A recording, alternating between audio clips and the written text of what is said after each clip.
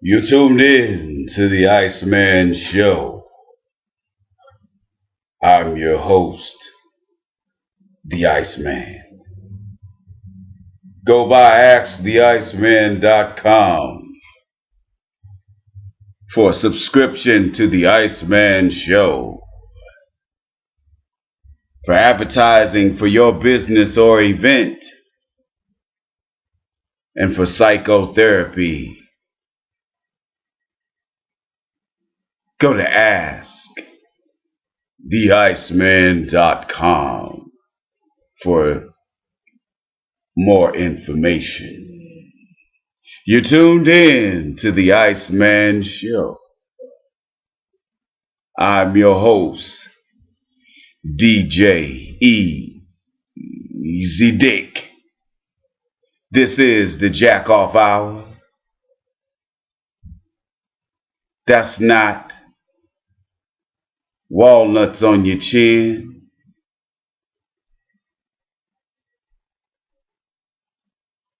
It's my dick in your mouth.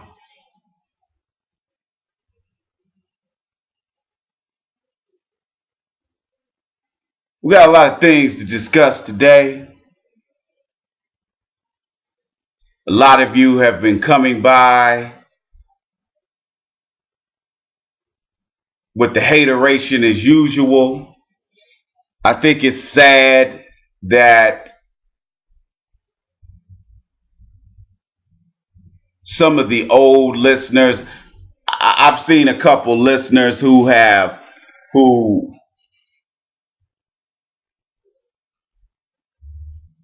been listening to my show for the 4 years that I've been on the air. And for some reason, even a couple of y'all have come by talking shit. I think it's sad that everybody chooses. You have a choice. You have a choice to not come by the Iceman channel or the Mad Voodoo Man channel. You have a choice. You can go and look at Disneyland videos, and you can look at booty shaking videos of women all over the world. You don't have to come by the Iceman Show or the Mad Voodoo Man channels. You don't. You have a choice.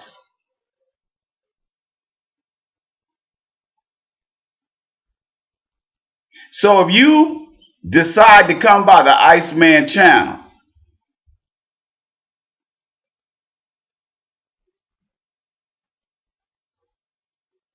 and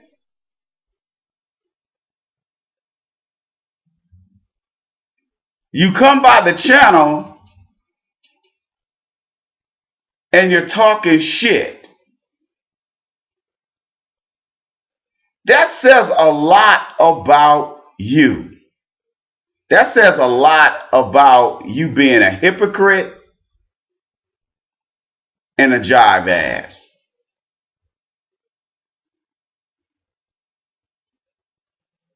Pictured in the background are Ferguson, Missouri police officers. And just as I have said, not just because of this situation, but also the Trayvon Martin situation and situations prior to, the media always comes to a conclusion sooner than later that these situations are no longer newsworthy. And as a result of that, there is no more coverage of the Ferguson, Missouri tragedy. I haven't heard shit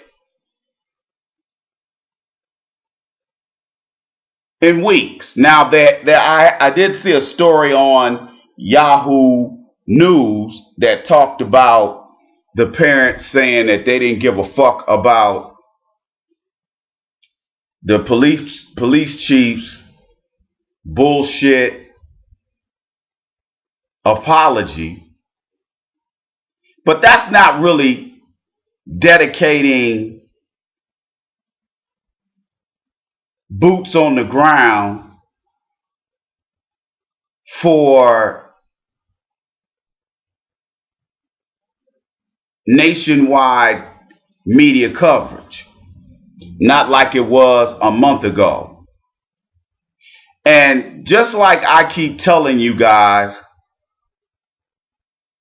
America does not give a fuck about black people. You're only news if there's something happening.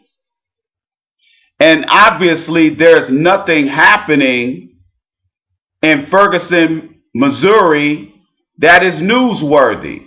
So just like the white man does in any situation that he's involved in, he turns his attention to what he feels is important. And unless black people are getting shot in the street by white cops, there's nothing to report on you. Unless it's something else that's negative.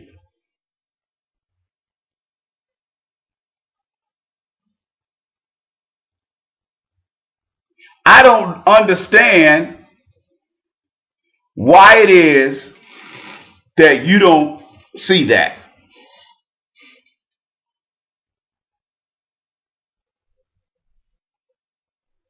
There is 50, no, it's beyond 50.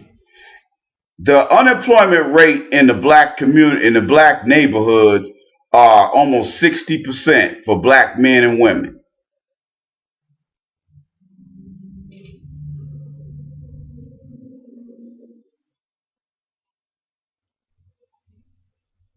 How do you plan on dealing with that?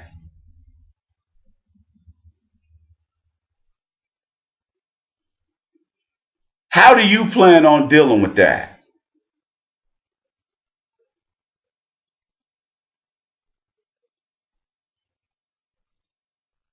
How do you deal with that? Some of you live in the hood still.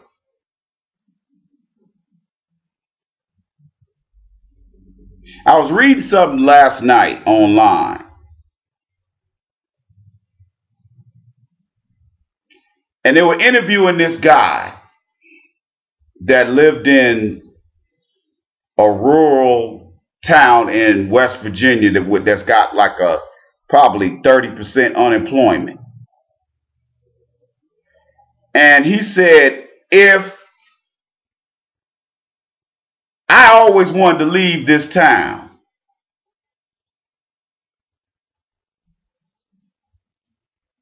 but I don't have the money to leave. So I have to stay and deal with having odd jobs instead of a full-time job.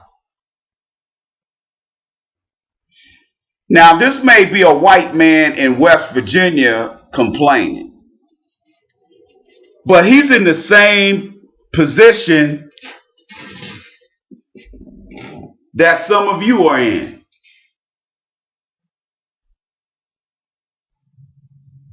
He's in the same position.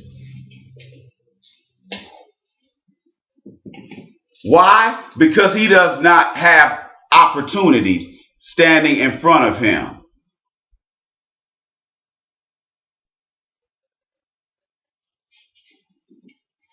Yet you live in the land of milk and honey. You know, it's last year for Sam and Joe.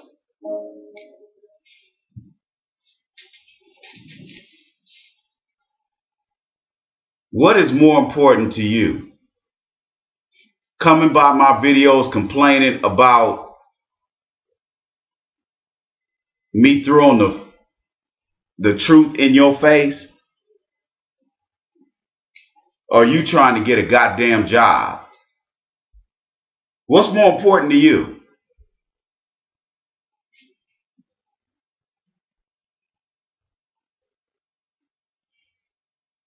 I don't have the time to read a lot of the comments under these videos like I used to. But, you know, listeners come and go. And some of these guys are just, some of these guys are just all about piss and vinegar. And this pleat nigga, this sorry nigga used to listen to my videos a couple of years back, and then he just disappeared. Probably went back to jail or prison. Probably got violated back to prison. And you know, he's doing his typical crime. Iceman, you're a fraud. Iceman, you just bullshitting these people. You ain't real. Iceman, you're a fraud. Bad motherfucking who?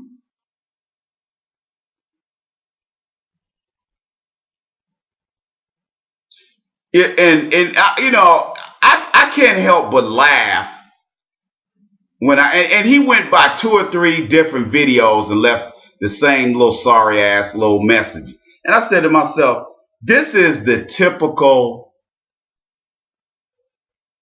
puny little man, little loser whose behavior is indicative of the hater nation.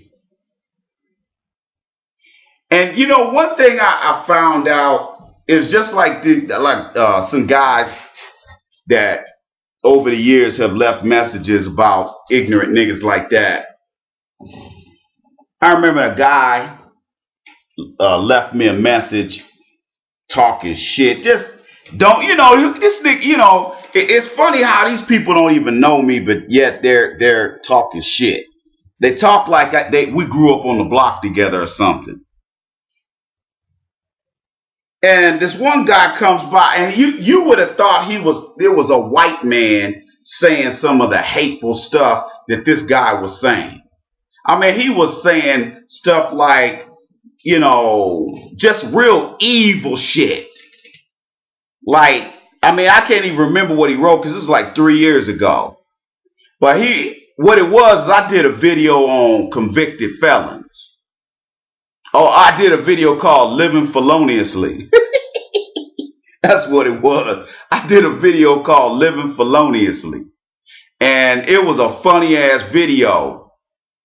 And I got all these convicted felons coming by talking shit. And this guy was like, man, I'm a convicted felon and you up here making fun of a convicted felon. Nigga, don't let me catch your ass, nickel. Don't let me find who you are, nickel. I'ma fuck you. This nigga was talking so much shit. Probably some old California nigga that got his ass chewed out while he was up at San Quentin.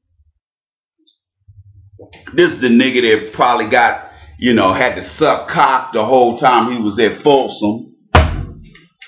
Okay? And another brother came by and left a message, because there was a whole bunch of convicted fellas that left messages. And this brother came by and left the funniest goddamn reply to all them niggas. I wish I should have copied and pasted it and saved it, because it was so fucking hilarious. And he said, Ice, check this out. You know why these loser niggas these dusty niggas are so mad at you? Because you tell the truth and you give it to them straight, no chaser. And they can't deal with it. They can't handle the truth.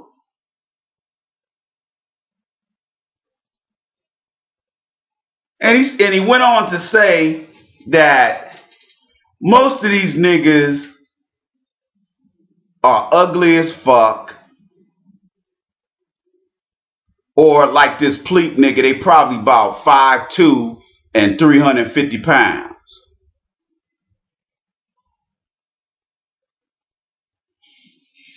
And he said, Ice, you got to understand something. He said a while back, a lot of people put their real pictures on YouTube, on their channels. And he said, you go by a lot of these, the main people that be talking shit and really spreading piss and vinegar all over the place are black men and women who are either ugly as hell or they're deformed some kind of way, like the Elephant Man, or they are fat. He said, Ice, you'd be surprised how many 400 and 500 and 600 pound niggas are on YouTube all day because they're getting a disability check. And they come by your videos and you know, they're hoping that you'll put a comical video up and they can find something to laugh at. And they come by and they get this ass kicking in their ear and it pisses them off. And because they're so frustrated about their financial situation, I mean, it's just like I remember a guy who this was probably about 2.5 years ago. I'll give you an example. And this guy, I made a video about eating right. So this guy was like, hey, Ice, hey, could you help me lose weight, man? I'm obese. I need to lose weight. I said, look, I ain't no dietitian, man. I'm not no registered dietitian. I could give you some pointers. I said, I can, you know, if you give me your email address, I'll send you a response and I will put down some things that I've used to lose weight. And so he was like, yeah, man, I'll look for it in my inbox. So it took me probably about 30 minutes to really sit down and give him a detailed diet. And it really wasn't. It really was actually me taking a page out of my weekly diet, and I sent it to him. And you know, I told the guy, I said, look, I'm not a personal trainer. This is just my little amateur shit that I do to get healthy. That's what I had to do to get healthy. And this guy started emailing me almost every day asking me questions. And I just stopped answering him because I was in school at the time. So I was like, man, look, I ain't got time to be sitting up here, you know, sending you emails talking about my diet. I don't have the time to do this. You know, he was like, well, I'm on disability. I'm 5'3", 300 pounds. But this guy, I caught him though. I caught him sending some nasty messages to some of my videos. And I guess I didn't put his username and his older responses together with who he was. And so when I caught wind of that, I kind of made a profile of this guy in my head. And I asked him, I said, you know, before he started sending me emails every day, I asked him, I said, hey man, send me a picture of yourself. And this guy sent me a picture of himself. This nigga looked like the black Stay Puft Marshmallow Man. I mean, this motherfucker was so fluffy. He had more rolls than the Michelin Man. This nigga, for all the shit this nigga was talking on some of my older videos that I didn't catch until later, you know, after I had been talking to him. This was the fattest, ugliest nigga I ever seen in my life. I mean, all that was in front of the webcam was blubber. Just pure blubber. And he was ugly as fuck. And his face looked like the Elephant Man. And I said to myself, for all the shit that this nigga be talking, this nigga look like Bucky the Beaver.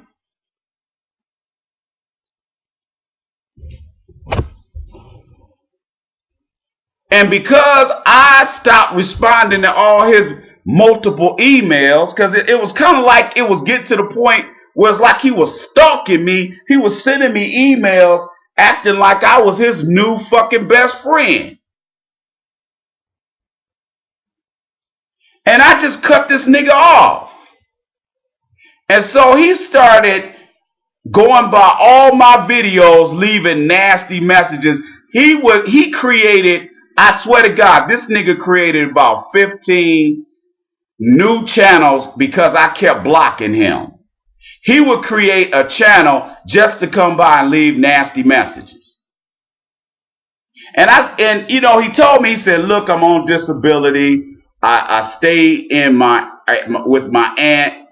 My aunt is sick of me, but you know, she feels sorry for me, and I do give her a little money every month. Didn't say whether he was paying rent, because usually most black men won't pay nobody no rent. They expect something for free, especially if they're under the age of 40. Anyway, he started leaving all these little nasty messages talking about, ha ha, I hope your ex-wife did this to you, did that to you, or you're a baby killer, or this and this and that, oh, you're a crazy war veteran. I mean, he was just, you could tell he was butthurt. He was butthurt, which was, you know, didn't make me any fucking difference one way or the other. I just ignored his ass. And like I said again, I referenced that a few responses by some of the more mature listeners who said, Ice, look, the reason why these guys hate you so much is because you're in your 40s or 50s, you're in better shape than they are, you're getting way more pussy than they get, and they ain't getting shit but they dry ass fucking hand and some Jergens. That's the closest they gonna get to a vagina. These guys ain't never got no pussy, and the only pussy they ever gotten, they paid for from some stankin' ass crackhead prostitute or some meth head prostitute. So, but you have to understand, Ice, the only outlet these guys have is porn, online porn, and YouTube and Facebook. And they lash out at you because they're too much of a coward to lash out at the people they should be lashing out at, which is Honky McGee. But they're going to sit up there and blame you for all their problems. They're going to blame you for them eating themselves to death. And I'm not here to make fun of people who are obese and overweight. I'm not here to make fun of you. But I am talking shit about this one particular guy because he was talking so much shit and on some of my earlier videos 6 months before that you would have thought he was a boss player. You would have thought he was a master player to all the shit he was talking. And when he sent me or emailed me that picture of himself, I said, look at this fluffy motherfucker. This guy's talking shit to me, and he's sitting up here. I mean, he was so wide, his wide angle webcam couldn't capture his whole presence. But yet this guy's talking shit. How appropriate.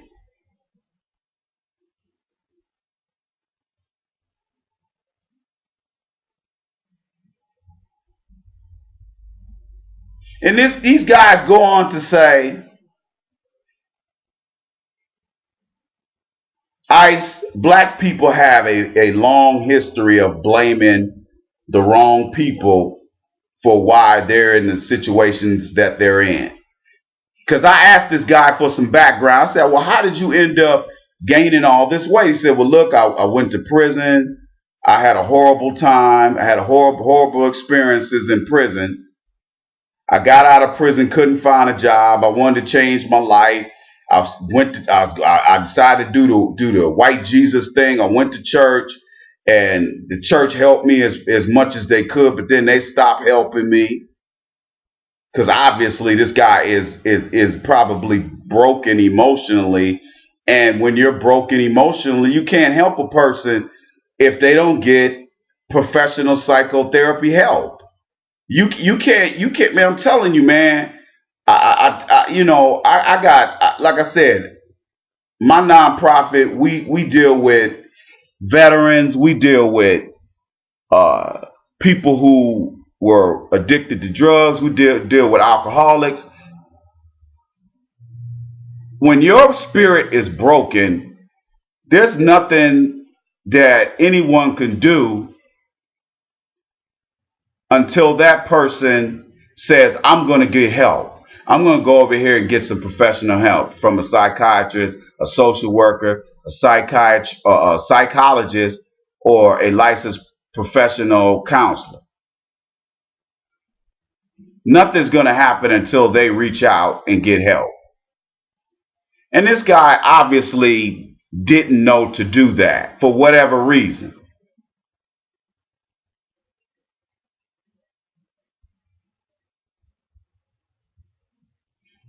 So this guy takes to eating. He didn't say anything about alcoholism, but he did say he started smoking a lot of weed. And he said, man, I was in a fog for a lot of months. A lot of my family didn't want to deal with me, so I cut a deal with my aunt. I told her I would look after her if she allowed me to live in her house. But he said, man, 3 months to 4 months into it just I could tell my aunt just wanted me out of there. But she's sick and needs the help. And her kids don't live in the state. And this guy lives near the East Coast. He's not exactly on the East Coast, but he does live in the Northeast. So there's not a whole lot of opportunities. And I asked him, I said, well, what skills do you have? Did you have any skills before you went to prison? He said, no, I don't have any skills. I didn't graduate from high school. I never took school serious. I said, well, did you pick up any skills like culinary or anything like that while you were in prison? He said, no. I was in a very violent prison, and the main thing I was concerned about was my safety every day. I was just like, man, that's why I be telling y'all, these young brothers out here, man, don't let these young brothers fool you when they say they went to prison and held their own. They didn't. And I asked this guy, I said, were you in a maximum security prison? He's like, yeah, I was in a maximum security prison. It was nasty. It had rats in there. He said, this is the Northeast. They're not going to make no nice prisons for us. He said, man, people was getting raped all the time in there. He said, man, I tried to kill myself while I was in there. So yeah, obviously this guy got raped. See, this is the ugly side of prison that a lot of you young guys need to hear. Those of you who think you a thug. Okay, let me explain something to you. When you go to prison, you get locked up with lifers. They don't put you in one section if you only going to do 4 or 5 years. No, it doesn't work like that. They put you in there with lifers.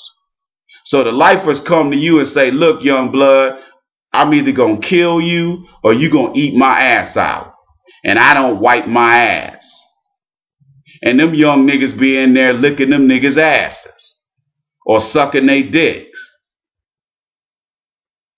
And then they get out talk about, yeah, nigga, I held my own, nigga. Yeah, nigga. This young nigga was in there sucking dick the whole time he was in there. Or trying to find somebody to snitch on.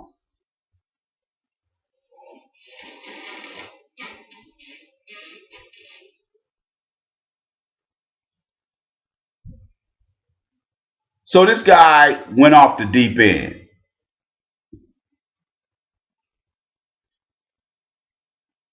He said, Ice, I'm just barely holding on. And I actually, in the email that I sent him, I actually told him to go get some help. Go find nonprofits that work with felons. And all he did was look online, call a couple of places. He didn't bother to get up off his lazy ass and actually go in some of these places, which is the best thing to do. Whenever I get people who call my agency and ask for help over the phone, the first thing I tell them is, sir, ma'am, just come in. I'm not telling you nothing over the phone. Because what these ghetto niggas like to do is they like to hold you on the phone, and you got somebody sitting there in your office that needs help right then, right there. And here's this motherfucker up here. Well, if I come down there, y'all gonna give me a voucher for my rent? I'm like, sir, come down, fill out paperwork, and then we'll let you know if we can help you. This is not social services. If you want welfare or social services, you need to go downtown to the Hennepin County Social Service Office. And so these guys would get mad and hang up, or I'd hang up on them because I got sick of them. It was the same people calling all the time. I'm getting ready to lose my place, and I heard y'all give rental assistance. I'm like, sir, that's not guaranteed. Well, if I come down there, will you give me something? Not if you're getting ready to lose your place. Well, why would you not give me anything to help me not lose my place? Because, sir, if we pay your rent and you're 3 months behind, and you're going to get evicted anyway, how is that going to help you? All we did was waste money. We don't help people who are behind more than a month on their rent. And if they don't have any traceable income coming in from disability, social security, or VA compensation, or military retirement, or a job, if they don't have some form of traceable income, we don't help them. It's not that I want to help them, it's that it's a downward cycle these people are already on. And it doesn't make sense to give somebody who's slipping oil to put on their hands and they're already slipping. It doesn't make sense.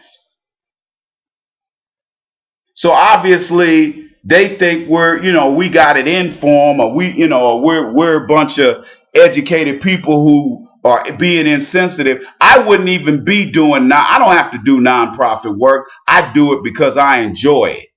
And the people that deserve it and are appreciative of it, they always come back and say, it's because of Miss So-and-so, your drug rehab counselor. It's because that's why I stopped smoking crack. I got clean, I got healthy, I got my kids back. And we take pictures of these folks and we put them on the wall. The wall, we call it the wall of success. And these men and women, they come back. And they keep coming back. And we even ask them to come back and talk to some of the new clients. That's what we do. We help people rebuild their lives who want to rebuild their lives. Not folks who want to sit in front of a webcam and sit in front of a computer and jack off all day and look at booty shaking videos and online porn and then blame the Iceman and other folks on YouTube for their problems and mistakes. Folks like that are the folks that come in there trying to get something for nothing, which is the problem with a lot of you. I'll give you another example. Had this really attractive sister. I mean, this sister was, I don't know if she was biracial. I think she was Hispanic. I think she might have been half Puerto Rican or something. But this chick, I swear to God, she was a dime. I lied to you not. She was from New York, so you know she was garbage. And she moved to Minneapolis trying to be slick. Anyway, she comes in. I didn't talk to her the first day she came in. One of my other social workers talked to her. And because of her situation, they suggested that, well, they put her paperwork in my box. So that was somebody I need to call and have them come in to talk to me when time permitted. And I had this young lady come in. She was probably about 30. And she came in and I had her come to my office. And she comes in and I interview her. And I said, well, first thing I need to ask you during this intake is, what do you want from us? What do you need us to do for you? And she said, well, I need y'all to help me get back on my feet so I can get my own place, so I can get my kids back. Because my kids are living with my mom. My kids are living with my mom, and she will not allow them to live with me. And I said, well, why are your kids not in your custody as of today anyway? And she said, well, it's a long story, but mainly I went to prison for a while. I did federal time. And she said, I got a mandatory minimum, so I was in there for 5 years, no parole. And I made it through that. I got out, and I've been out about 4 months, but I still got to check in with the federal parole people, because one of my charges, for that particular charge, it wasn't a mandatory minimum, so they reduced. They gave me parole for that charge, but the drug possession charge, they made me do all my time. And so I'm sitting there listening to her, and she was giving me the spiel, and I was like, okay, whatever. So she said, well, yeah, I said, well, can you tell me about what happened with your case? Why did you end up in prison in the first place? We said, well, I was dating these guys out of New York. We all moved here to Minneapolis because we heard, it's kind of a open market, and we come here and do what we need to do.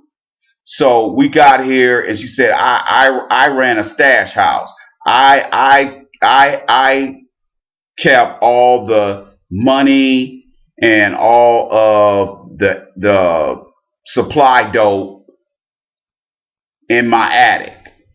Because Minneapolis, yeah, obviously the Midwest, all those houses have attics.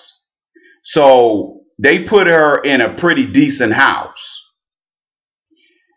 And she said, basically, I was a stash house. She said, I managed that. I didn't have to pay no rent or nothing. They paid everything.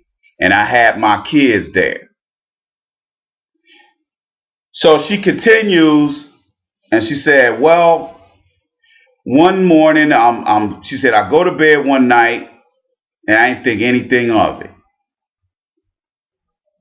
All of a sudden, about 4 o'clock in the morning, hear the DEA busting down my door. DEA and Minneapolis police come busting in my house. They knocked down my door, and they grabbed me and threw me on the floor, and then they grabbed my kids. They said, how many people's in the house? I said, just my kids.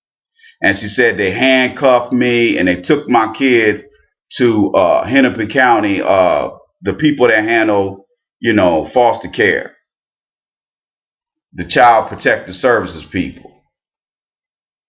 So the social worker comes over and takes the kids. And I said, well, how much money did you have in the house? She said, I had $250,000 in the house. I said, God damn. She said, I had 10 keys of cocaine, uncut, and I had probably about 4 or 5 keys of marijuana, of hydro. And because we crossed state lines, that's why the DEA was on my ass. And I said to her, and she said, well, I was so surprised they bust in on me. I said, lady, I got my bachelor's degree is in criminal justice. I said, lady, let me say something to you. I said, are you that naive that you think the DEA just found out you had cash and dope in the house, and they just decided, the night before to get a federal judge to sign a search warrant on your house and an arrest warrant on your house? I said, let me tell you something.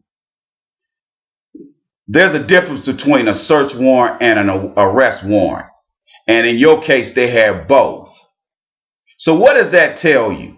They've been investigating your ass for months, maybe even years. I said, how long did y'all operate in Minneapolis? We probably, things were going really good. Probably about 3.5 years. I said, do you know the motherfuckers that had eyes on your ass the whole time? She said, yes, and I think somebody snitched on us too. I said, of course. I said, did your little bullshit friends, one of your friends snitch on you? She said, I think so. She said, well, all the women I hung around with were from here or from Chicago. So I didn't hang around nobody that was from, no other women came out here from New York other than my mom. And my mom had moved out here years before to take a job. That's really how we ended up here. I was coming here visiting, and I saw how slow it was, or how slow I thought it was, and that's why I told my boyfriend and his boys that why don't they set up shop there, and we could make even more money, which for a while they were. And they would send the money. They would run the money back to the NY. So they had a nice little operation going for 3.5 years. And I told her, I said, you feel like a fool, don't you? She was like, I feel like a major fool. Because she was like, man, she said none of her boyfriend and none of his boys drop dime on her. She said, but they got major time. They got major time. Because you got to understand something. When you get federal time, you get mandatory minimum if it got dope, if it's dope related. Plus them niggas had, I don't know if she said they smoked some people, but they definitely beat some people's asses.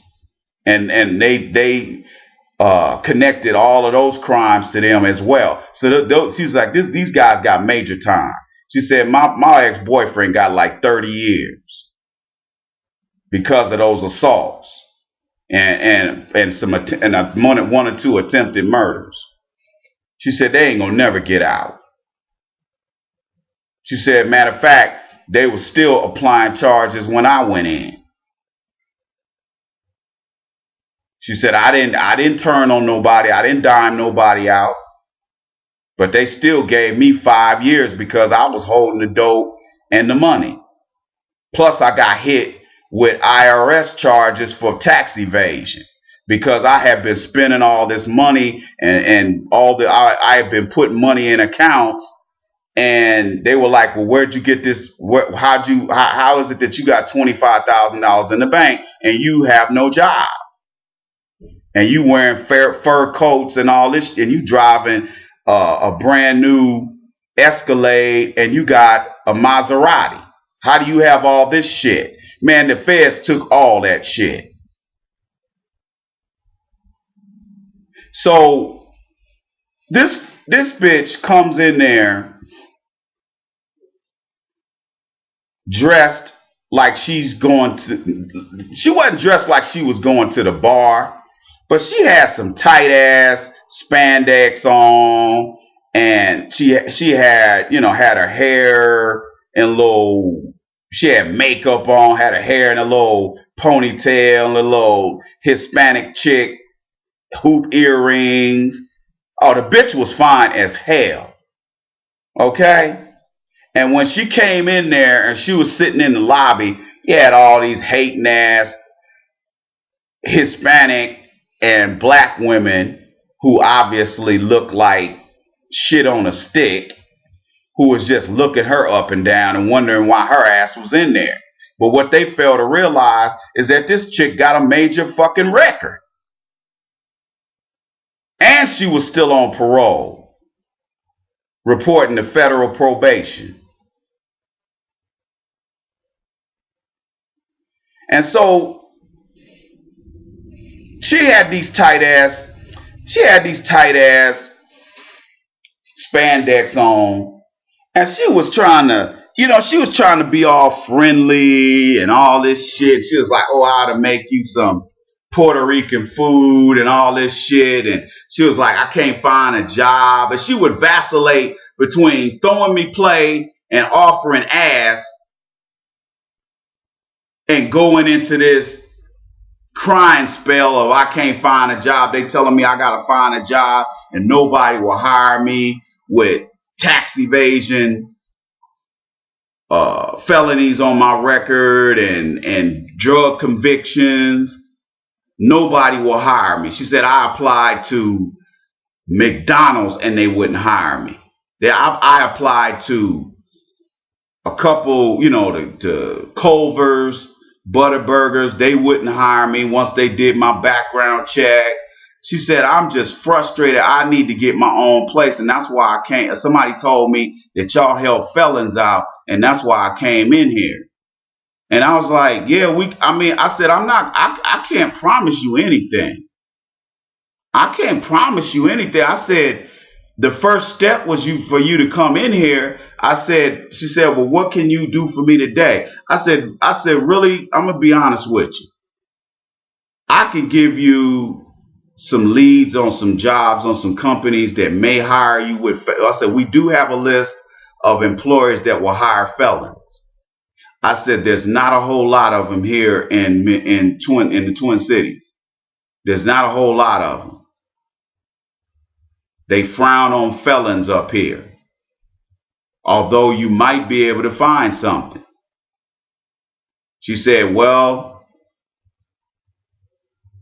I did get offered a deal, and I could have went into the witness protection program, but I just didn't want to do it because I got ties back there in New York and New Jersey, and I know they'd kill my family.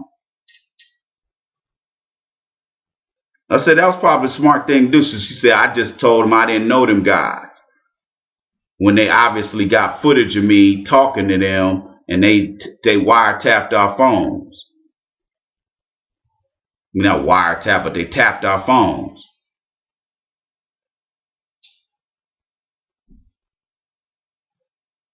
So this chick kept vacillating, and because she was vacillating like that between crying and being upset and trying to throw me play, I was like, this chick got some depression issues.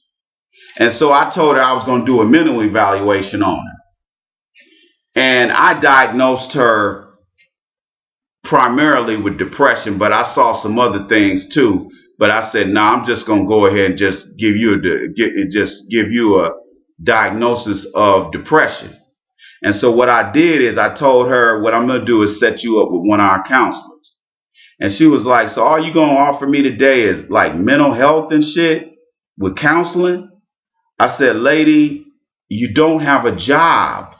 I said, you can take this list of employers that may be able to hire you and start from there. I said, I want you to come in a week, and I want you to tell me how you're doing.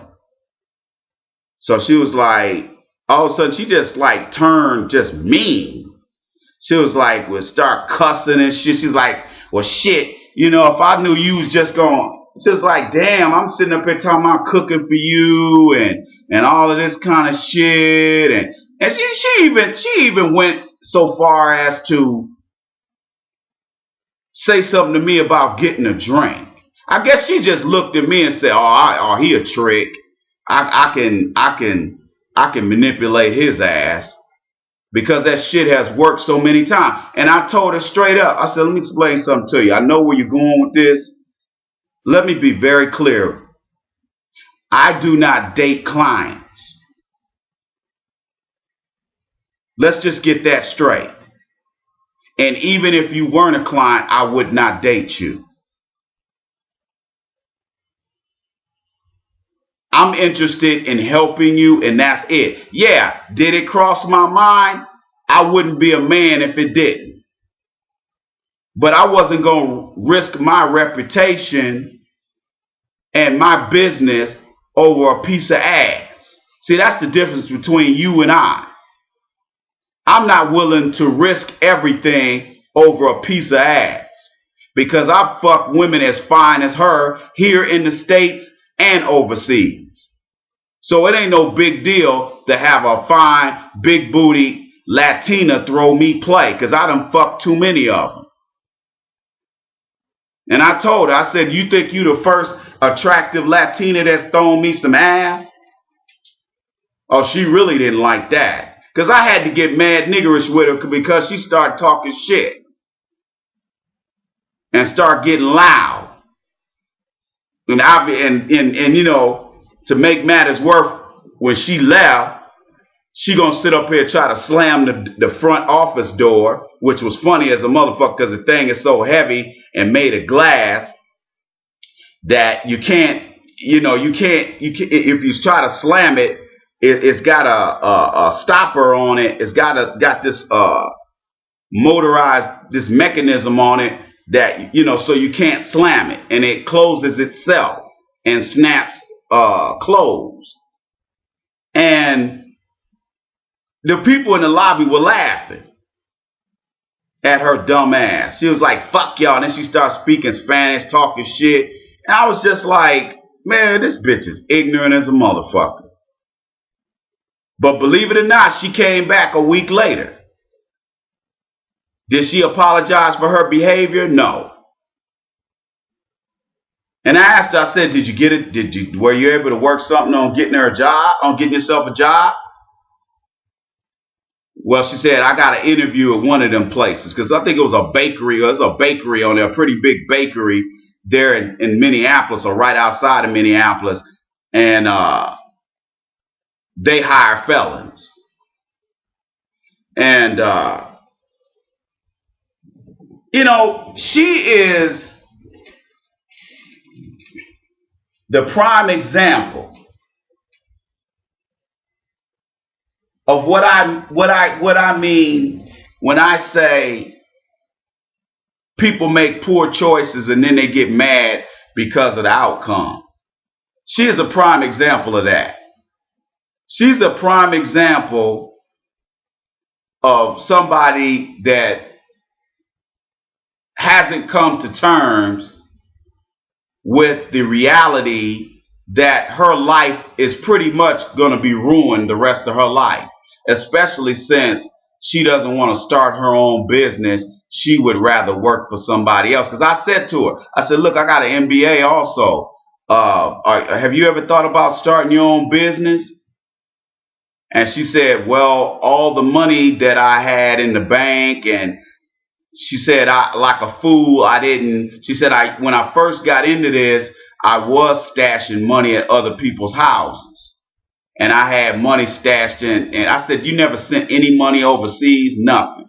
"Nope, never did it." I said, "You a fool." I said to myself, "You a fucking fool." I said, you didn't take any of that money and start any businesses." "No, I had too much. I had too much of responsibility running that operation because I'm the one that ran it. I had to run it for them. These guys were moving major weight."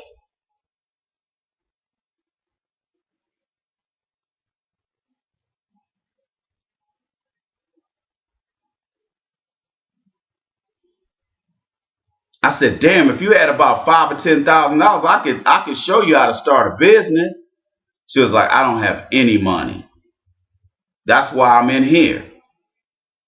She said, I thought y'all was going to give me like a deposit for an apartment. I said, why would we give you a deposit for an apartment and you don't have a job to pay the rent? And I said, apartments in Minneapolis are not cheap. I said, even if you go out there to Brooklyn Park, rent for an apartment is going to be at least $575, and that's in the hood in Brooklyn Park, which the hood is Brooklyn Park. I said, and I guarantee that apartment's not going to have any air conditioning. She was like, well, you know, I'll be honest with you. I just don't think I'm going to be able to find a job. And I said, you can't give up because you can't give up for your kid. And what people have to understand who have felonies on their record, first of all, take responsibility for what you've done. Secondly, understand that you're going to have quadruple the hardest time trying to get your life together. But it's not impossible if you are willing to roll up your sleeves and do the work. This chick enjoyed a lavish lifestyle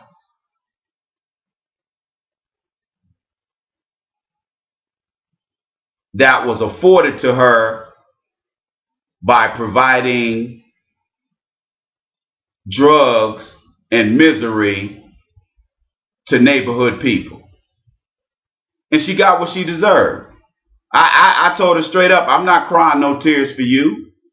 You knew what you were doing.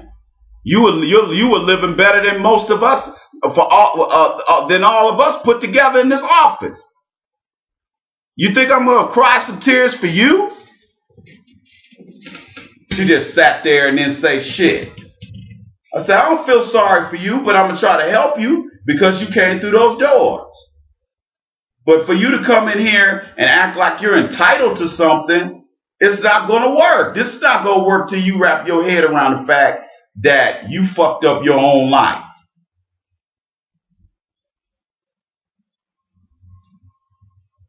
She came to one counseling session and we never saw her ever again. Now, we always do a follow-up call on our clients. I didn't make the call, but somebody else in the office made the call. And obviously her number was disconnected. So we was like, fuck her. We sent out a letter saying, hey, if you need our help, if you need our services, please contact us. But we never heard back from her. So we was like, fuck her. We can't hold motherfuckers' hands, man.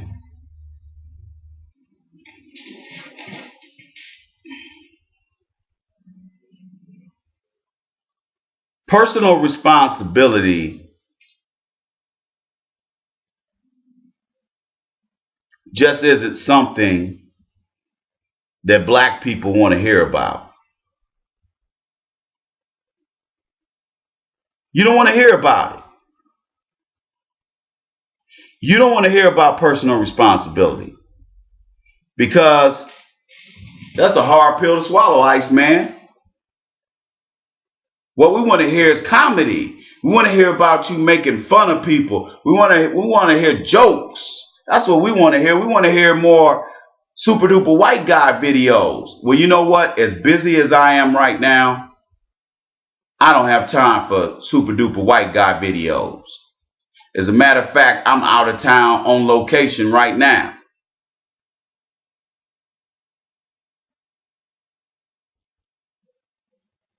Not going to say where I am, but I'm out of town. I'm far away from Atlanta, you can believe that. Which is a blessing in and of itself.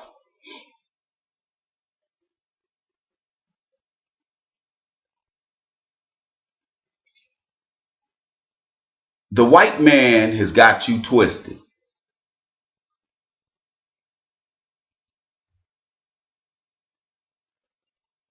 He's got you on alcohol. He's got you on drugs.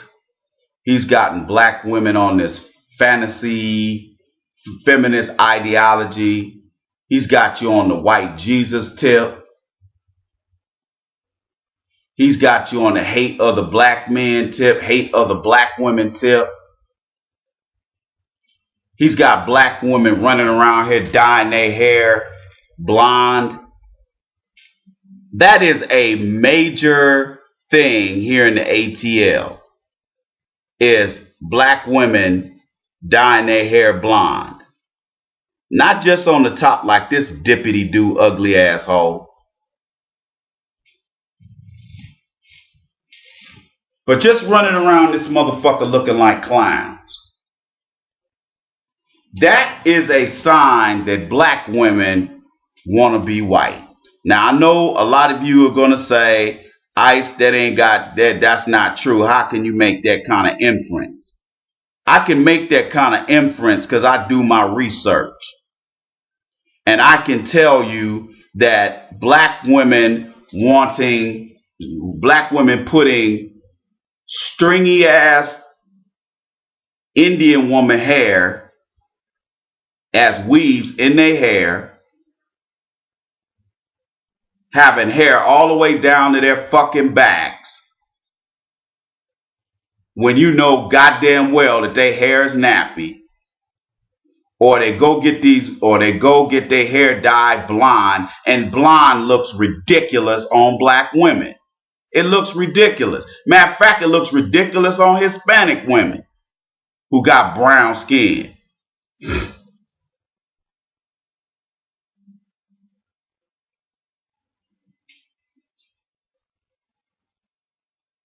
The white man's got you twisted. He's got you on so much bullshit, you don't even see your head spinning. He's got you killing each other in the streets, and you don't think anything of it. Have you guys ever looked at Gangland on Spike TV, on Spike Channel? Every now and then I look at it. I mean, most of the shows are pretty old, but nevertheless, I watch them every now and then. And they show how I was looking at this one episode probably like 2 weeks ago, and they were talking to Bloods and Crips in New York. I didn't even know there was Bloods and Crips in New York. And they were talking to these Bloods and Crips, and they were talking to these little ignorant ass niggas, talking about how it's fun to kill other black men, and how they crippin' in blood until they die, and they don't have a problem jacking and stabbing and shooting innocent black people. See, I don't have a problem shooting one of these little no good niggas. But you know what? Every time one of these little no good niggas gets smoked, they no good mamas are on TV or at the funeral boo-hooing and crying, talk about my baby. Your baby been out here terrorizing the neighborhood, and you never said a goddamn thing. You never cried a tear when your son went out there and shot and maimed some innocent bystander in the neighborhood. Oh, you didn't shed no tears for them. How did they know it was my son in the first place? That's your response. But soon as that little no good nigga devil gets his ass shot in the street, the first thing you want to say is, oh, my baby, they killed my baby. When your baby is the devil. Your little cowardly, little puny little baby terrorized hard-working people, or the children of hard-working people, because you're a fucking coward and you got to carry around a gun and a knife to make you feel safe, to make you feel like a big man. You got to go out here and point a gun in somebody's face. Some guy that's carrying a book bag that's trying to get into college. You're going to ruin his parents' life by killing him because he wouldn't give you his iPod.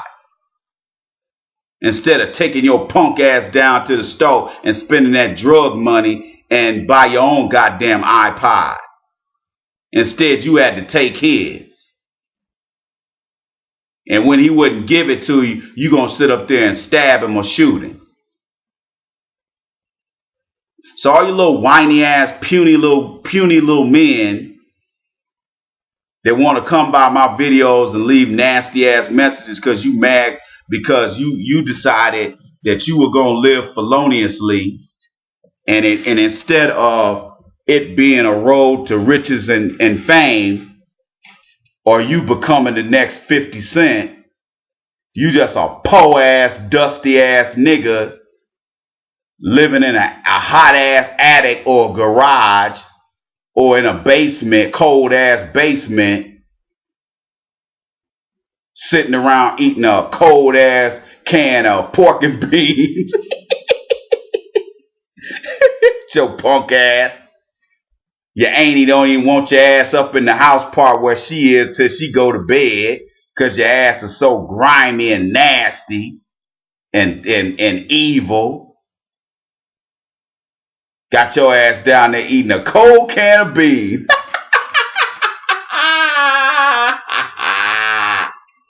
Eating ramen noodles with your sorry ass. Sitting there listening to my videos talking about, man, I hate the Iceman. Fuck that nigga, man. I wish I could kick that nigga's ass, man. Think it's some old destroyer nigga. I forgot what his username is. It's another old dusty, rusty, ashy ass nigga that probably been in prison that don't have no time, got so much time on their hands, all they doing is listening to videos. And again, you have a choice. You have a choice. Why are you listening to my videos, dude? If my videos are so whack and they bullshit and I'm a corny ass white man dick licker, why you listening to my videos, man? Why don't you go somewhere else, nigga? Oh, I know. You ain't got nowhere else to go. Man, you a fake ass Tariq Nasheed, man. You a fake ass Black Authority, man. Them niggas got way more listeners than you got. Ha ha, nigga. Fuck you, Iceman. You only got 400 listeners. You know what, dude? I'm not on here to get views. I don't give a fuck. This video right here probably won't get more than 500 views because black people don't want to hear the truth. All black people want to hear is comedy. That's why black people are a joke. When I used to do stand-up comedy out there in California, I have an old saying.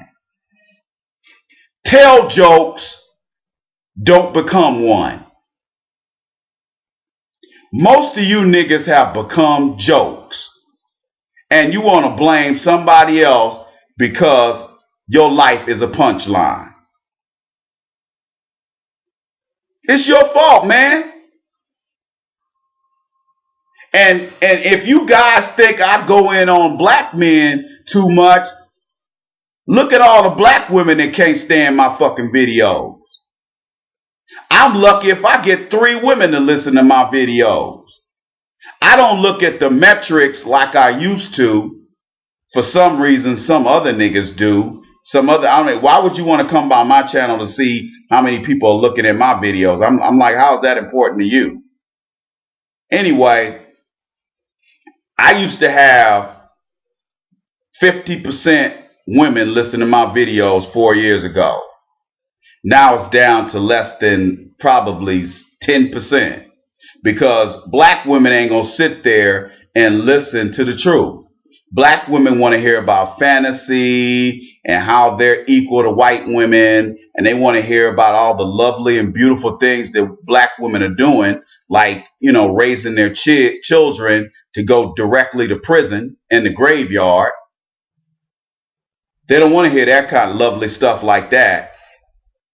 They don't want to hear that black women go get jobs and then they go fuck over black women in the workplace. Oh, they don't want to hear about that. If you want to keep black men out of a company, out of a corporation, hire black women in human resources. I've had a few black men tell me here in the ATL that if a black woman interviews for you for a job here in Atlanta, you ain't getting the job. At first, I thought that was just, a couple of guys just complaining. But then when I heard a few guys talking about it at the VA, I was like, oh, okay. But for every college-educated black woman who's got a great job in corporate America here in the ATL, there's 50,000 dusty-ass single moms that are living paycheck to paycheck here in the ATL.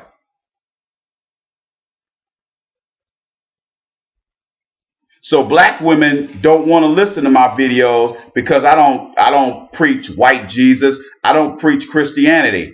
I talk shit about it. And black women don't want to hear the truth.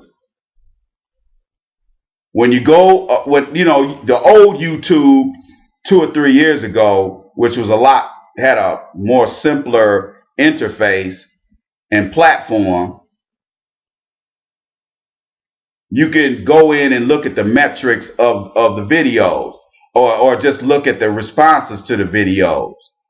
And one thing I noticed is that the only videos that black women would support or would listen to or look at would be videos of nappy-headed black feminists on YouTube and black women that, like this bitch named Shay, Love in 30 Days.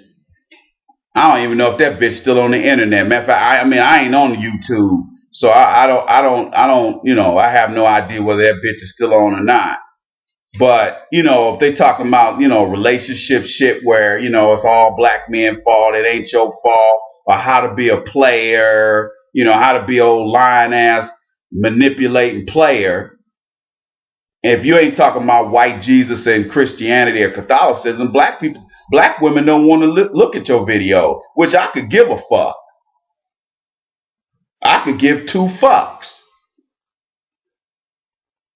I could give a shit whether black women look at my video. Because like I said, again, black women and black men, most of you can't handle the truth. So no, I'm not going to get 1,000 views for this video. Because again, black people don't want to hear the truth. What black people want to hear is comedy. Because they are a joke. And these are the same black folk who end up in my office 5 years later because they got fired off their job or they done something stupid and they end up needing help. And maybe the welfare office told them they can't help them, so they come to us. And the first thing I tell them, I say, ma'am, they talk about, I can't find a job. Can y'all just pay my rent? I'm like, ma'am, we don't do that. Ma'am, you have to show us proof that you have traceable income. That's what the application says. We will not help you if you don't have any income. Did you pay your rent last month? Yes, I did. Did you have a job last month? No. I'm not even going to ask you how you paid your rent. Because it probably came from you selling ass out the back door. When I was growing up, most of the families had fathers in the homes. But you had some black women who was selling pussy out the back door. Because there was always men coming over there to the house. Black women have sold pussy since slavery. And especially if you see a white man pull up to a house in the hood, you know she's selling pussy.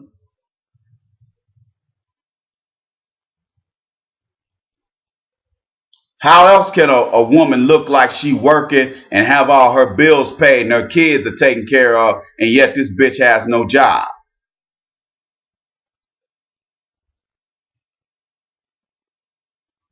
Sounds to me like this bitch is selling pussy out of both pant legs.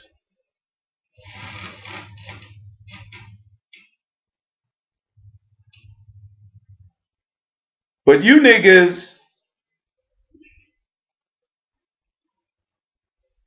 want to blame everybody but yourselves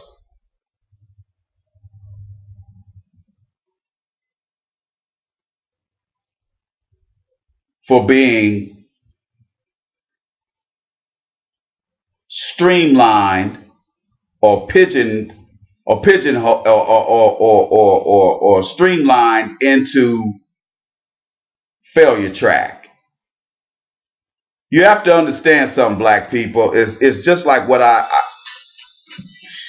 it's just like what I say in my book, and I can't remember the chapter. Hopefully, I'll be finished with this book in the next couple of months. I added a lot. I added some more chapters, so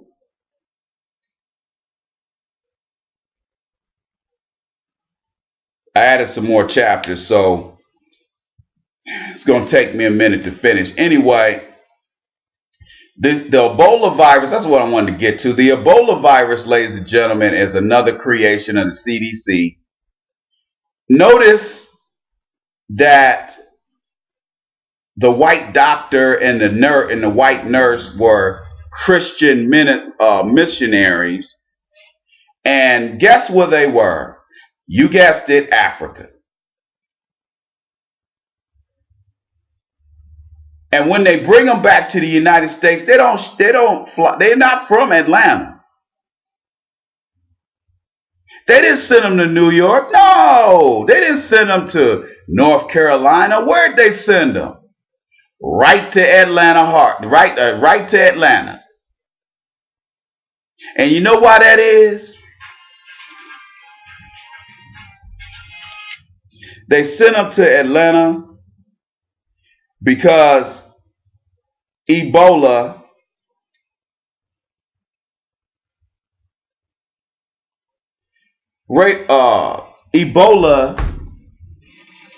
is a synthetic virus that was created at the CDC. And just like HIV and AIDS, it is a population control mechanism. The problem is the folks who are administering these viruses sometimes come down with the virus, make contact with the virus, which is what happened to this white nurse and this white doctor. This Ebola outbreak is not an accident, people. I made a video 3 years ago, or almost 3 years ago, called Global 2000. And I talked about how all the European nations, including the United States, got together in 1976 and discussed the burgeoning population explosion that were going to happen in Asia, Africa, and Latin America. And they talked about ways to curb these populations. And part of the transcripts of that historic meeting, which, by the way, President Jimmy Carter was in attendance, they discussed how to distribute the HIV virus. And if you remember, who at first was mainly getting HIV and AIDS? Gay white males in America and Africans. And what's the lie they told? Oh, these Africans, they got AIDS by having sex with monkeys. Or they got bit by a monkey. That's the biggest fucking lie. Ebola is modern day population control.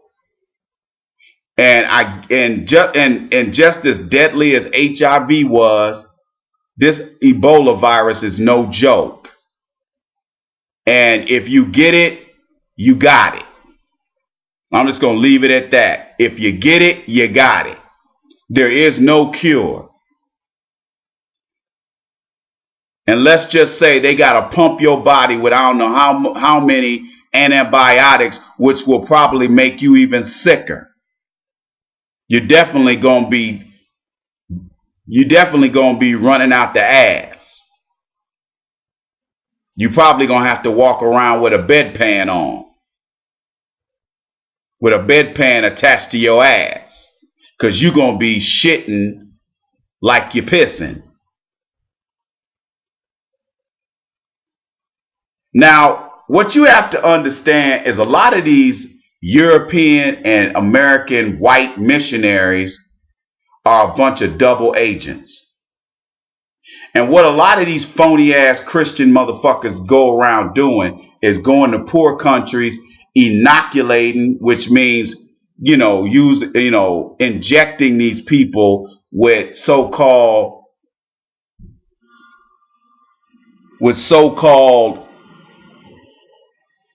vaccines. But what they also do is they also administer HIV virus, just like they did Ebola, to these unsuspecting people.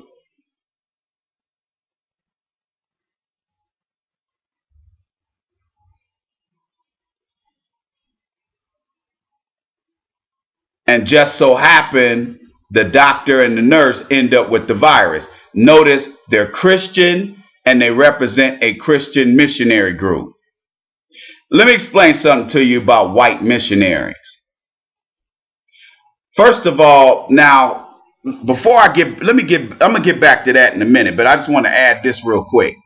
I was reading online about 3 or 4 months ago. There was this, I don't know if he was British. I think he was British or Swedish or he was European. He wasn't American. And this guy, this fake ass phony Christian,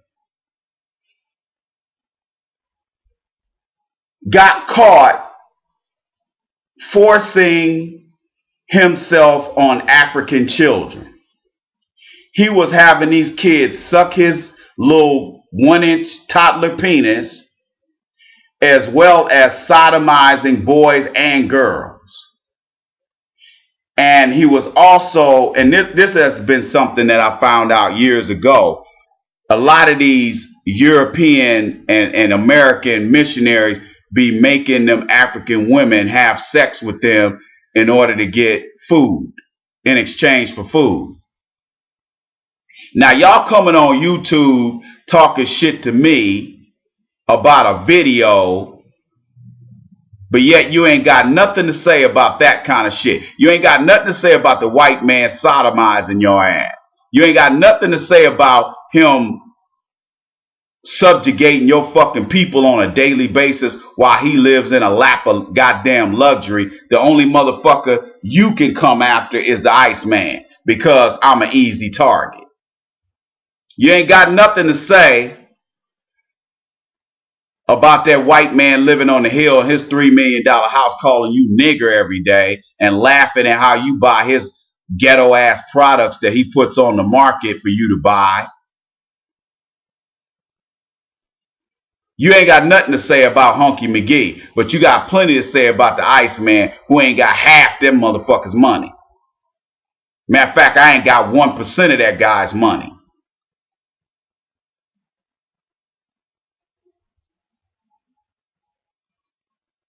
But it's just like they say, black men and women are a bunch of cowards. They won't come after the people who have really hurt them historically. What they do is they come after black people. Because that's easy. That's easy to come after the Iceman. But it's hard as fuck to go to work and kick their white boss in the ass. Oh, they ain't gonna do that. Or they ain't gonna go to their white coworker that called them nigger at the job. They ain't gonna say nothing to him. Oh no, they ain't gonna say nothing to him. They just gonna be a little bitch and walk around with their mouth stuck out, talk about, man, Henry called me a nigger at lunchtime. And you and your little black workmate sit around talking about how you gonna whoop this white boy's ass when you know neither one of y'all gonna do anything. And you just get in your little raggedy B210 and go home. But then you're going to get on your computer and listen to a video because I said something about you being a loser. Then you're gonna sit up here, fuck you, Iceman, you ain't nothing but a bitch. Fuck your videos, man. That's why you ain't got 1,000 views. Ha ha ha ha ha. Yeah, but you know what? I don't have to deal with the dumb shit you deal with on your job. Ha ha ha ha. I don't have to suck that white man's dick every day either. Like you have to do. You fucking coward.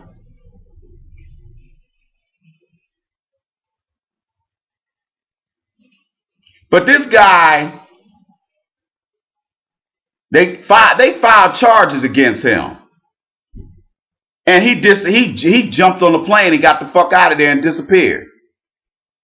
I forgot where he flew to, but they can't find him. But they got the Interpol is looking for his ass. There's multiple charges against him sodomizing African kids and molesting kids. Oh, and by the way, he's a blue-eyed white devil Christian. Did I mention that? You ain't got nothing to say about that, but you got plenty to say to me.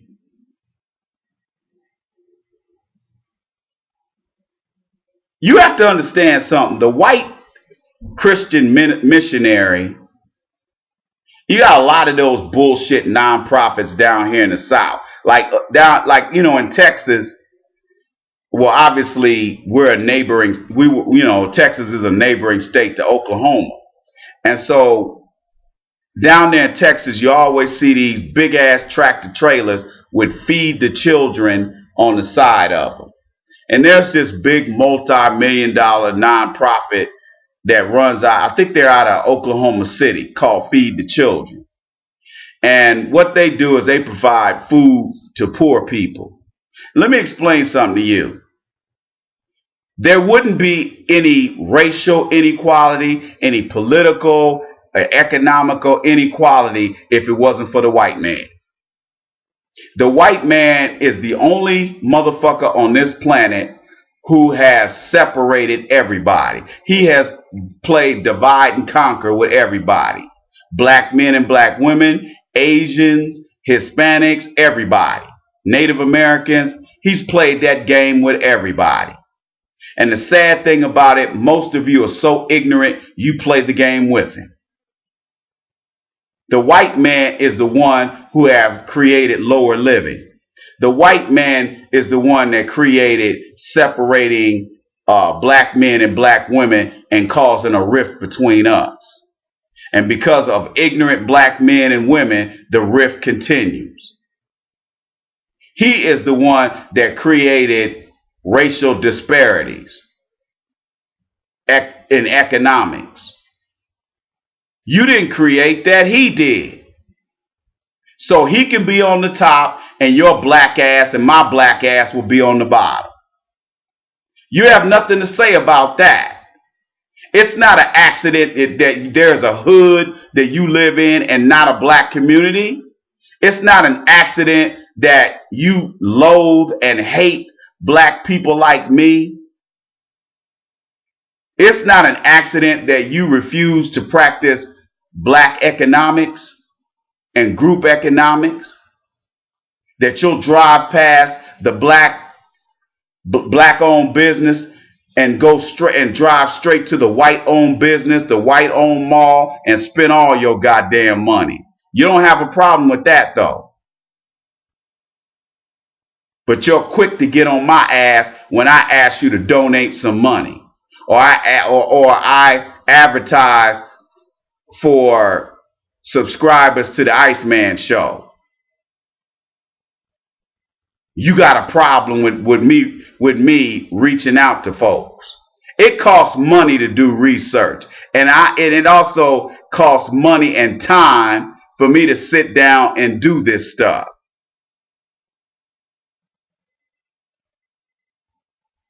I'm not providing free mental health services. If you want it, you got to pay for it. If you want a business plan, you got to pay for it. I cut my costs in half.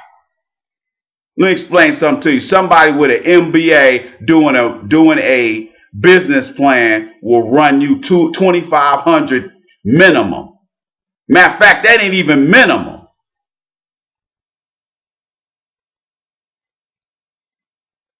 But you too much of a coward and a pussy to pay $5.99, which is chicken shit. That's fly shit compared to what I would normally charge. Your MBA ain't shit. Do you know I had a nigga that used to come by and hate on my videos? This is about 2.5, 3 years ago. I used to have this little sorry ass nigga that used to come by and hate on my videos. And then when he heard I was gonna when I had my old website, the IcemanShow.com, this little sorry motherfucker talking about, well, Ice, if you gonna do a website, hire me. I'll do your website for you. I said, nigga, I ain't hiring no nigga that come by my videos and make nasty ass fucking comments, and you think I'm gonna sit up here and help you out? Fuck you, nigga. Oh, did that piss him off? Your NBA ain't shit. Fuck you, Iceman.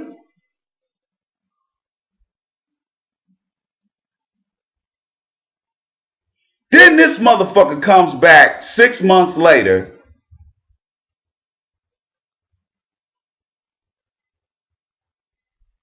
and posts a comment talking about, Ice, all that time I was hating on you, talking shit, all that was just an act. I'm getting ready to start my MBA program over here at University of Texas in Austin. I said, motherfucker, are you fucking kidding me? You've been hating on me for 2 years, and all of a sudden you got a bachelor's degree, and you doing your MBA at the prestigious Red McComb School of Business at UT Austin? Get the fuck out of here, man. Dude, I was at the University of Texas Austin campus almost every week while I was at school. And I know goddamn well there wasn't a chance I was going to run into your ass.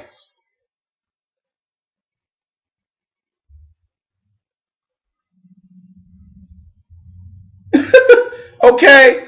See, on the internet and on YouTube, you can be whatever you want to be. You can go get your MBA after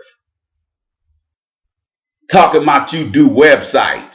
How do you go from being a bootleg graphic designer website guy to getting an MBA? Nigga, who you fooling? Yeah, I'm at the University of Texas at Austin. Don't hate Ice. I'm like, nigga, you ain't getting no MBA. Nigga, you ain't even got an AA. How the fuck you got it? Okay? You don't hate on somebody like that for 2 years and then pop up and go to an MBA program. It doesn't work like that, dog. I don't know who the fuck this guy thought he was fooling. And a few other people clowned his ass. It wasn't just me. A few other people clowned that dumb motherfucker. This is probably some old fat ass Doritos eating 300-pound, 5-foot tall nigga sitting in front of his computer trying to be somebody he ain't. My credentials speak for themselves. I don't have to make up shit. So let me explain something to you. The reason why a lot of these little fake ass, bum ass niggas get mad and talk about my MBA ain't shit, my MSW ain't shit, is because they know my shit is for real. They know my shit is real. I ain't on YouTube trying to sell something that I can't do. Because all the people who that I have for therapy clients, every last one of them are happy with my services. They might not always agree with my with the treatment, but they know the best thing for them is to continue treatment. Because I feel, and they probably feel too, that going forward, they're going to be better people for it. And I'm not saying that to be cocky or anything like that. I'm just telling you. I'm not saying they're ecstatic, but I provide a high-end service. And these people are on their way to being better people. And I'm glad, and I'm proud to say I'm glad I'm part of that process. But one thing you're not going to do is sit here and demonize me for wanting to provide services for a fee. I don't feel bad because I work my ass off and I'm still not charging that much money for my services. So no, I'm not going to do a business plan for $50. I'm not going to do it. If you can't pay the $5.99 minimum, don't bother sending me an email. You're not starting a business anyway. All you're doing is flim-flamming and bullshitting. You live in a goddamn attic. You know, you're not trying to get out of there. You sitting up there eating chips and dip and living the high life off your auntie or your mama or your grandmama. You ain't going nowhere. Why fuck that up? That's why you spending all your time coming by my videos talking shit. But as soon as I put a funny video up here, you go, oh, hey, Iceman, you the man. High five. But as soon as I put another ass-kicking video like this one, here you go with your bullshit. Fuck you, Iceman, you ain't shit. Fuck your business plan. Your business plan probably ain't shit anyway. I bet your therapy services ain't shit. Fuck you, Iceman. I'm just gonna smoke this weed. This some good chronic. Silly ass niggas. You just mad because nobody want to listen to your sorry ass. You mad you ain't got no degrees, so you can provide counseling to some deserving folks that need help. I'm glad I'm able to help these brothers and sisters. I'm definitely proud and humble to serve veterans.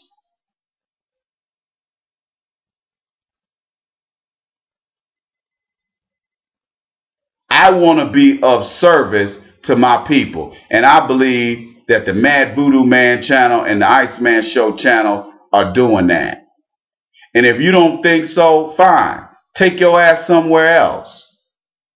But what you don't get a chance to do is poison the well with some of these other folks who do come by or send me messages, send me emails saying, Ice, your videos changed my life. Your videos got me out the bars and the clubs. Your videos got me off the simping and the tricking. Your videos inspired me to go back to college and to finish my degree. That's what you did for me, Iceman. Keep preaching, brother. Keep preaching. Those are the people that I do my videos for, not your sorry ass. And not the cowards who are too much of a fucking pussy, and I'm talking black men and women, who listen to 5 minutes of videos and hear ass kicking and have to run for the hills or run under a rock because you're too much of a coward to hear the truth. And just like Jack Nicholson said in A Few Good Men, you can't handle the truth. The only thing you can handle is being drunk and high and going to church wasting your fucking time on Sunday instead of being at home looking at football. Or you some old lazy ass sorry single mom that want to blame black men for all your fucking problems instead of taking responsibility for your fucking vagina. Or take responsibility for your having a fucking felony on your record. Blame everybody but the white man that created the system, the criminal justice system and the correctional system to charge, try, and convict and incarcerate your dumb ass. You ain't got nothing to say about him. Although some of you do. Talk about, man, the white man ain't shit. Why you sitting up there making iced tea in your toilet in your cell with your nasty ass, or making that hooch nasty ass alcohol? Do y'all know that these niggas in prison are so nasty that they actually piss and shit in the same toilet that they make iced tea in and alcohol in? Did y'all know that? Have y'all ever looked at them Locked Up series and see these niggas making alcohol in their toilet? That's got to be, how low do you have to sink to actually drink out the same instrument that you piss and shit in? That is the nastiest shit I have ever seen in my life. Them niggas ain't got no, them white boy, them fucking nasty ass nigga crackers and spicks and niggas ain't got no kind of class, and just, their immune system must be powerful as a motherfucker. These niggas are sitting there taking Dixie cups and drinking out of a toilet. I won't let my dog drink out of the toilet. And the reason, I guess the cameraman or whoever else was from the production company that was filming this shit, they asked these guys, hey man, why do you drink out of the toilet? And they said, because the water is cold. The water's just colder coming into the toilet. And I was like, that is just disgusting. I don't give a fuck how cold that water is. I'm not drinking it.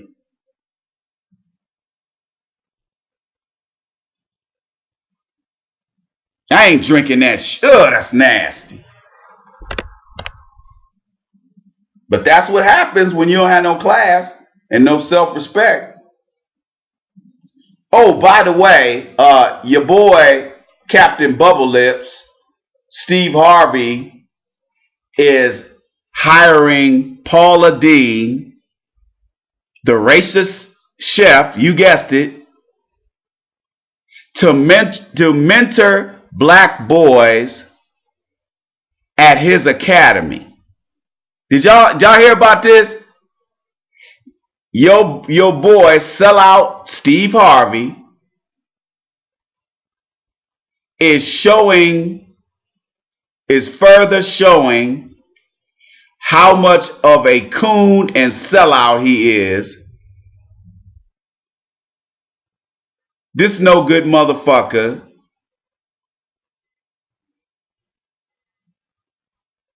is hiring Paula Deen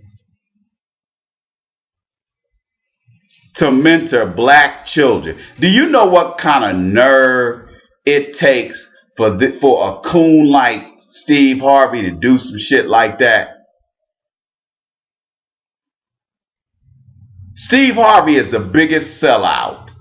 Now, if you want to talk about a sellout, Steve Harvey don't give a fuck about no black folk. All he care about is making money so his old ex-drug dealer, stanky ass fucking wife can go buy $1,200 boots. All that bitch does is spend his money. Word on the street, folks that are close to the Steve Harvey situation, they say all that bitch does is spend his money. They say that bitch will go out and spend $100,000 in a day, and he don't say nothing.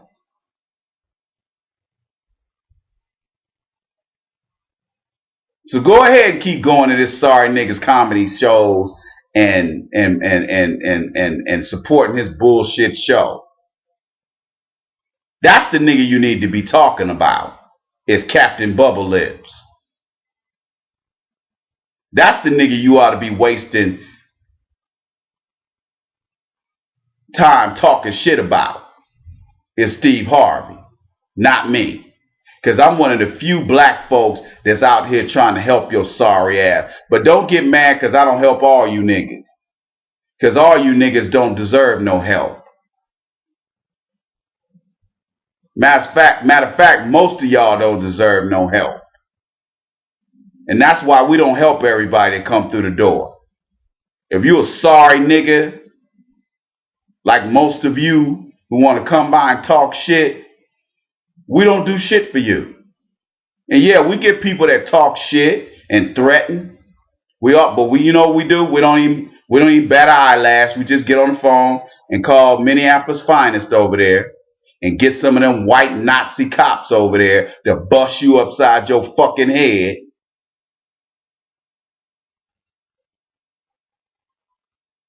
One thing I haven't spoken on is the fact that Minneapolis got some racist ass police officers. Oh yeah, they do. Oh, them Minneapolis and St. Paul, even St. Paul cops got a little bit more diversity. But Minneapolis police department, they've been sued I don't know how many times for racial discrimination and shooting folks. Because they ain't just shot black people. They done shot some white folks and some Asians and some Hispanics too. They're always getting sued.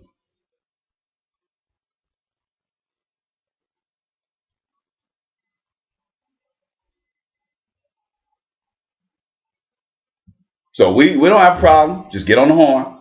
Call Minneapolis Finest. Get them over here to get them arrest this sorry nigga. You want to come in here high and drunk, start threatening white girls.